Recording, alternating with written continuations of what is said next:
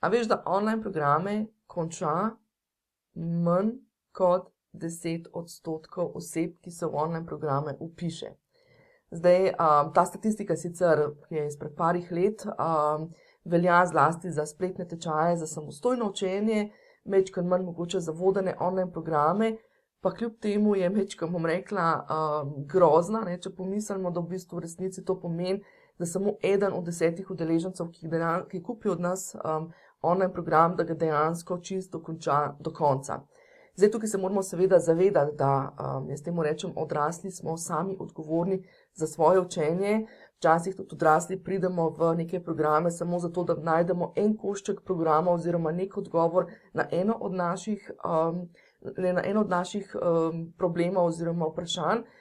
Vendar pa kljub temu smo pa mi kot izvajalci odgovorni, da pravzaprav poskrbimo, za kar se le da dobro spletno učno in uporabniško izkušnjo in s tem res zagotovimo, da naši udeleženci, bom rekla, pridejo do konca in da odstranimo vse možne ovire, ki bi se na tej poti lahko zgodile.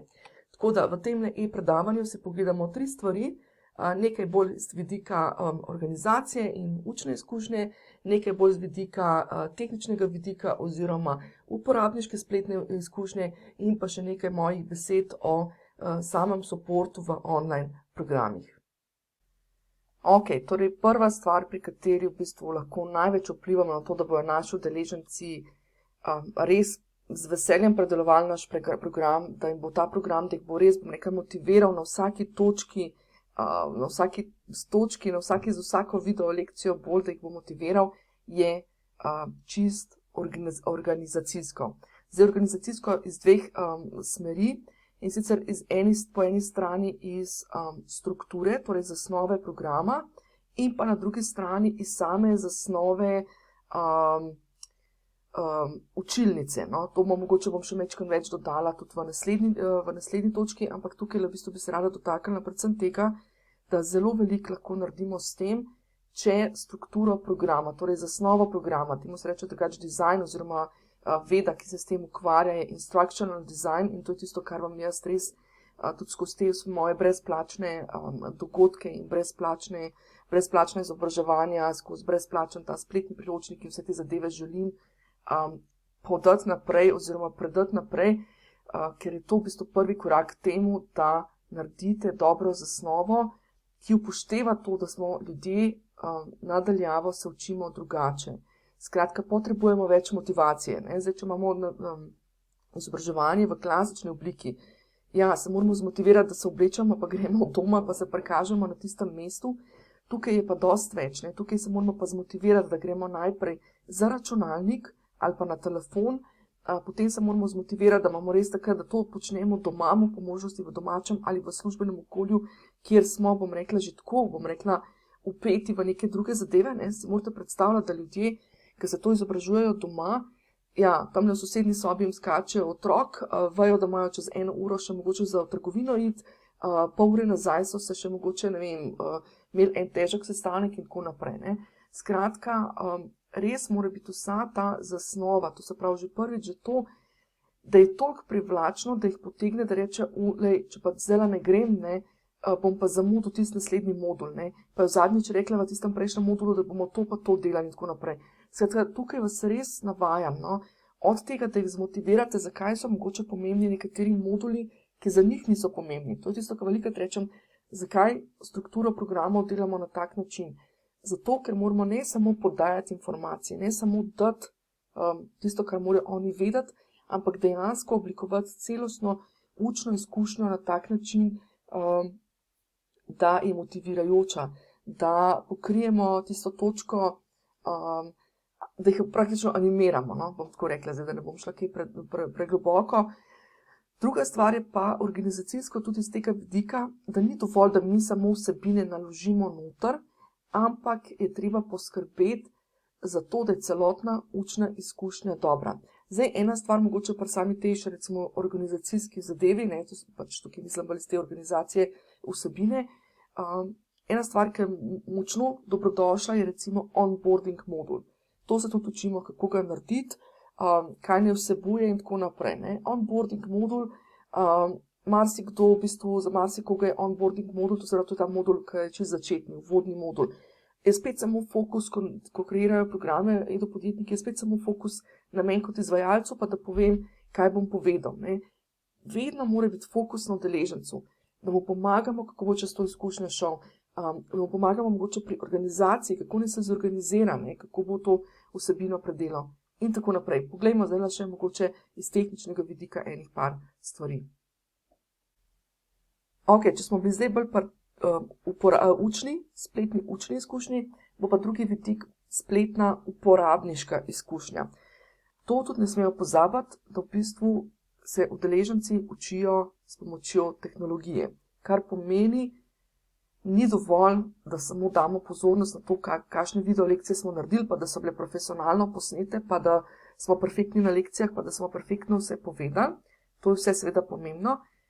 Drugi korak, ki je pa pomemben, je pa tudi to, da potem to izkušnjo pogledamo z vidika uporabniške izkušnje. To se pravi z vidika, kako bo zdaj uporabnik šel čez to izkušnjo. No? In ta izkušnja se ne začne, pozor, ne? To je res una stvar, ki jo velikrat marsikdo spregleda. Izkušnja se ne začne šele v učilnici, v spletni učilnici. Spletna uporabniška izkušnja se začne že na spletni strani, kjer prodajamo.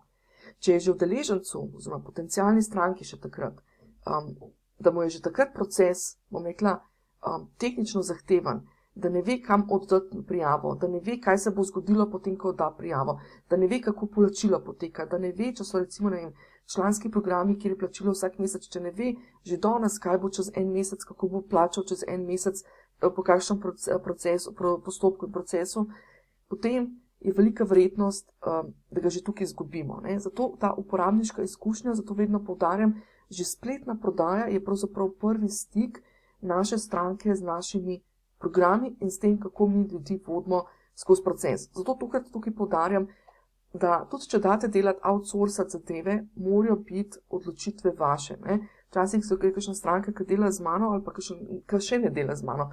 Ko pride na brezplačen spoznavni klic, pa rečem, ja, to boš mogel narediti, pa to boš mogel narediti, pa tretje boš mogel narediti. Ne?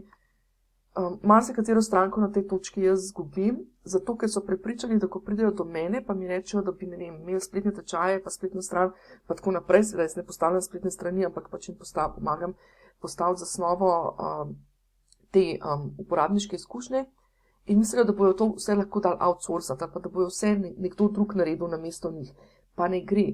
Vi ste direktorji svojega biznisa, vi ste direktorji svojega izobraževalnega projekta, kar pomeni, da morate stati za odločitvami. Morate poznati tudi procese, ki se odvijajo zadaj, to ne pomeni, da morate znati narediti spletno stran ali pa znati postaviti landing page. Morate pa razumeti, kaj se zgodi po kliku na gumb. Morate razumeti, vedeti, kaj se zgodi potem, morate imeti, bom rekla, nek plan, kaj se zgodi potem naprej od spletne strani do vpisa v učilnico.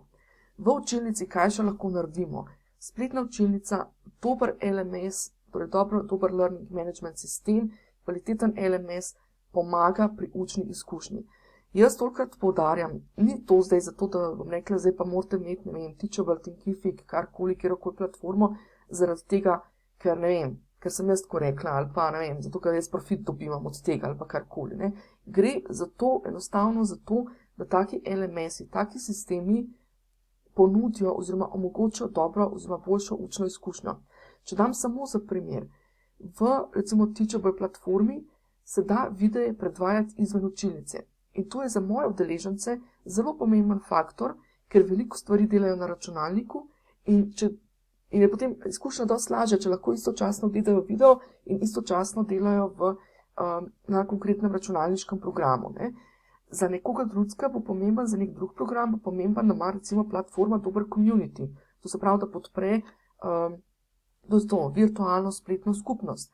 Za tretji program bo pomembno mogoče, da ali pa za tretji pristop, no, saj tukaj ne gledamo nikoli platforme, ne gledamo po programu, ampak gledamo po neki splošni potrebi, ki jo imamo glede na vse programe, bo mogoče za nekoga tretjega bo pomembno, da ima platformo, ki dobro podpre oddajanje nalog in to komunikacijo z udeleženci, ne, to se pravi to moderiranje programa. Skratka, tukaj ne gre za to, da ne vem, skupine na socialnih omrežjih niso prikladen način ali pa da je to kaj manj vredno, zato ker je brezplačno ali pa karkoli. Enostavno gre za to, da dobri LMS-i podprejo to učno izkušnjo. Potem pa še ena stvar, ki bi sicer mogoče bolj pasala še pod tisto organizacijo vsebine, pa bom tukaj dodala, ker sem jo tam spustila, no, naloge oziroma neke aktivnosti. Tisto, kar vedno poudarjam, kar bo spremenilo to, da nekdo samo nekaj ve v to, da nekaj zna narediti, kar je naš cilj naših programov, je predvsem to, kako mi zasnujemo naše aktivnosti. In aktivnost ne pomeni, bom kdaj v priliki več še tudi o tej zadevi spregovorila, aktivnost ne pomeni, da mi samo naredimo navodila za nalogo, pa rečemo, tole se tako pa tako naredi. Aktivnost dejansko pomeni, da mi oblikujemo učno izkušnjo, da je akcijsko usmerjeno, da ni to samo tako pa tako se naredi, to je demonstracija. Če mi samo nekaj pokažemo, to je demonstracija. Ko pa govorimo ko pa oblikujemo izkušnjo s pozornostjo na to, kako bo udeleženec to naredil sam v svojem okolju, nadaljavo v smislu stran od nas, recimo bom dala čisto tipičen primer. Če mi rečemo, da imamo neko vajo, aktivnost, recimo v nekem partnerskem odnosu pa v neki komunikaciji, pa rečemo, tako pa tako je treba komunicirati. Ne, to ni naloga, to smo samo dali demonstracijo. Ko mi ne oblikujemo nalogo, da mu rečemo, zvadi to in to v naslednjem tednu s svojim partnerjem ali pa z nekom komunikacijskim partnerjem ali kdorkoli, takrat smo oblikovali učno izkušnjo. Tako da to je tudi še ena stvar, ki je pomembna predvsem za tega vidika, ker ko udeleženci spoznajo, da so naredili en majhen korak s tem, ko so to upletali ali pa ko so to preizkusili ali pa ko so naredili to vajo, pridemo do tistega pravila, ki ga velikokrat uporabljam, ki ga velikokrat omenjam, uporabi ali pozabi. Smo rekli, v 72 urah, če nečesa ne uporabijo, potem je velika verjetnost, da bodo to pozabili. Če pa so uporabili, se pa zna zgoditi, da bo to se ugraviralo, bi se rekli, v njihov, da jim bo prišlo v kri noter in bo to postalo del njihovega vsakdana. In še tretja stvar, ki lahko naredi veliko spremembo v online programih, je support. Zdaj tukaj na prvem mestu, prva stvar, ki jo moram poudariti, support je vedno v skladu s ceno. Najhujša stvar, ki sem jo videla pred leti na začetku, ko so se začeli online programi tudi na slovenskem trgu večkrat bolj pojavljati, je bilo to, da sem videla, da nekdo naredil spletni tečaj za 40-50 evrov, potem pa imel na voljo nek support, neko spletno skupino, kjer je bil pravzaprav na konstantno odgovarjal na neke zadeve. Zdaj, tukaj moramo biti realni, ali ta support za določeno obdobje, recimo, lahko damo nekaj za 30-40 evrov, kar se šteje nekaj pod nizko cenovno, ampak potem rečemo, support v Facebook skupini ali pa kaj takega je na voljo en mesec. Zdaj tukaj seveda, jaz verjamem, da imajo tukaj, bom rekla, marsikdo ima tudi kakšne marketinške, plane v ozadju, ampak če je to skupina, ki je res namenjena samo temu podpori programa, potem dajmo biti tudi tukaj, ne se zbijati cene v tem smislu, da imamo zdaj ta community, kar bom rekla, kar nekako non-stop. Druga stvar je pa seveda v bistvu, kaj vse še lahko naredimo. To se pravi, najbolj pogosta stvar, ki jo vidimo, je ta community v smislu nekih skupin na socialnih omrežjih. Druga stvar je lahko, da damo, bom rekla, neke pogovorne ure. Zdaj v angleščini je to ask me anything, spet tukaj moramo biti pozorni, ali so te zadeve, ali je ta support potreben individualno, ali lahko skupinsko. Ena od stvari, ki sem jaz zelo pristaš tega, je to, da moramo biti pozorni, ali udeleženci tekom našega programa morajo razkrivati neke informacije o sebi. Če nekdo gradi biznis, ali pa če nekdo, recimo, zato imam tudi jaz recimo v spletnem hubu za e-podjetnike možnost individualnih ur, ker določene zadeve niso tehnične narave, ampak so, pa tudi niso splošne narave, ampak so narave, čisto bom rekla, individualne narave.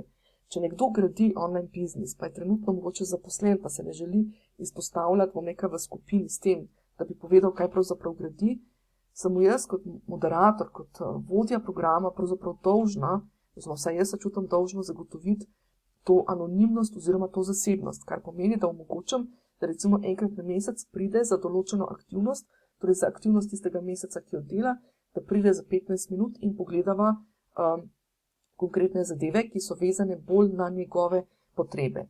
Včasih so to stvari, ki so, bom rekla, notranje narave, pa se mogoče ljudje ne želijo izpostavljati. Tukaj velikrat vidim primer, da je treba res zagotoviti, bom rekla, varen prostor. Če se mi tudi gremo to varianto, da naredimo skupinsko podporo, to se pravi, da ljudje pišejo neke intimne zadeve v skupini, torej v neki skupini socialnih omrežjih ali pa v communityju znotraj platforme, dajmo zagotoviti varen prostor. Zdaj, ta varen prostor se ustvari skozi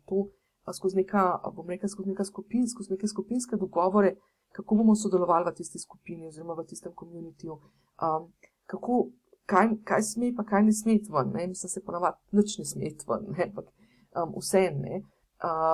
Ali pa v končni fazi, da zagotovimo, da je nek community, kjer se lahko ljudje noter prijavijo z nekimi imeni, brez priimka, brez neke povezave na socialna omrežja in tako naprej. Ne? Zato je lahko en velik korak, kjer pridemo človeku nasproti, da se počuti boljše, da se počuti bolj varno, ker ljudje rabijo to. No? Mislim, veste, moramo se zavedati, vse je drugo okolje, ko govorimo o tehnologiji, je drugo okolje, ni isti, odnosi niso enaki, tudi če mi postavimo še ne vem kakšna pravila, odnosi nikoli ne bodo enaki, kot so, če se recimo dobimo v klasični obliki in tako naprej. No, tako to so res tiste, bom rekla, stvari, to se pravi, kako lahko torej podpremo. Ena podpora je seveda v communityju, v smislu nekih pisne komunikacije, praktično vse te nove platforme, Teachable, Thinkific, Online Course Host, vse te platforme imajo noter tudi opcijo communityja, zdaj ene malo boljšo, ene malo slabšo, tako da ne rabimo niti udeležencev speljevati ven na neke socialne omrežje, ampak se to lahko dogaja znotraj iste platforme, poleg tega pa tudi prednost, ker v bistvu lahko jim omogočimo torej več zasebnosti s tem, da se pač ne rabijo prijavljati z nekimi pravimi profili in tako naprej. Oziroma še druga prednost je pa predvsem to, da omogočimo dostop do takega communityja tudi tistim, ki mogoče na socialnih omrežjih niso ali pa se jim tam ne želijo tam izpostavljati ali pa karkoli. Torej to so community, druga varianta smo rekli pogovorne ure, kjer so lahko skupinske, v smislu bolj nekih mogoče celo coaching klicev, kar pomeni, da se nekdo, jaz temu rečem, da pod spotlight, ne, se nekdo izpostavi, pove svoj problem in če je ta problem relevanten tudi za vse ostale, je to super varianta, super primer skupinskih pogovornih uric oziroma pač Ask Me Anything variante. Ne. Drugače pa pač naredimo neke take variante, mogoče krajše pa z neko omejitvijo seveda. Ne. Torej, druga varianta vse te variante od pisnih do uživo, no, je nek tak support, kjer smo lahko na voljo in vse to lahko podpremo tudi super trooper iz našimi LMS sistemi, kjer imajo udeleženci vse pod eno streho. In to je pravzaprav tudi del te dobre uporabniške izkušnje, da udeleženci točno vejo, aha, tukaj sem, zdajle se učim, grem v community, ki je del te platforme in grem tja napisati. Ali pa, aha, tukaj sem, vem, da tukaj bom se prijavil, na pogovorne ure za naslednji teden ali pa kaj takega. Skratka, del te dobre uporabniške izkušnje je torej tudi ta, tehnična podpora v smislu ustrezne platforme.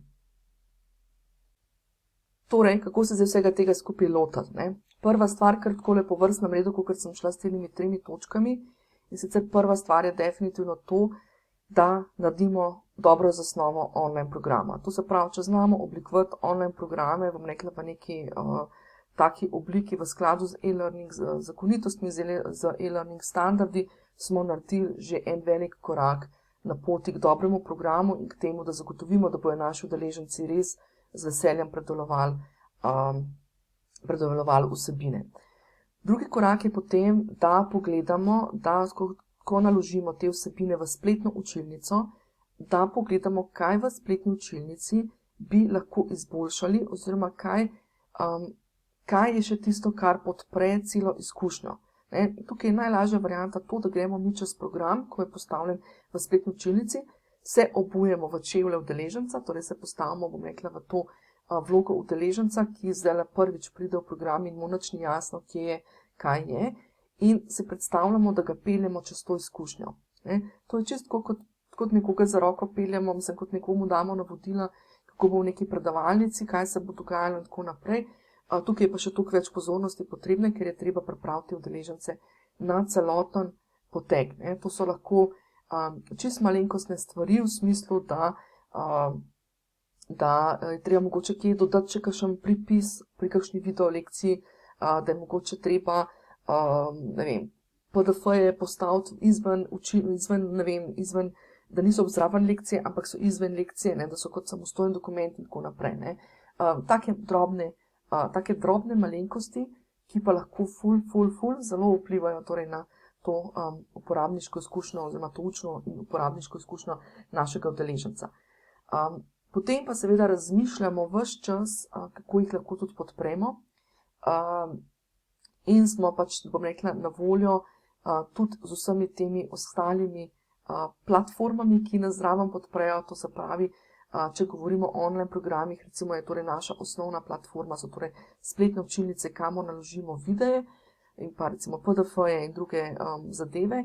Drugo, kar pa je, so pa potem recimo Zoom, kjer so lahko torej neka skupinska srečanja, taka nenačrtovana, lahko so to načrtovane delavnice, kjer dejansko peljemo čez nek proces in strukturirano pripravimo, da ljudje nekaj vadijo, nekaj, kar mogoče sicer imamo posneto, da je v spletni učilnici posneto, ampak vemo, da jim tukaj mogoče dela majčkeno več težav, pa rečemo, ok, bomo pa imeli e-delavnico, na kateri bomo pa to praktično šli čez, oziroma e-delavnice so velika dobra priložnost tudi zato, da lahko ljudje vadijo tiste zadeve, ki jih mogoče sami ne morejo vaditi.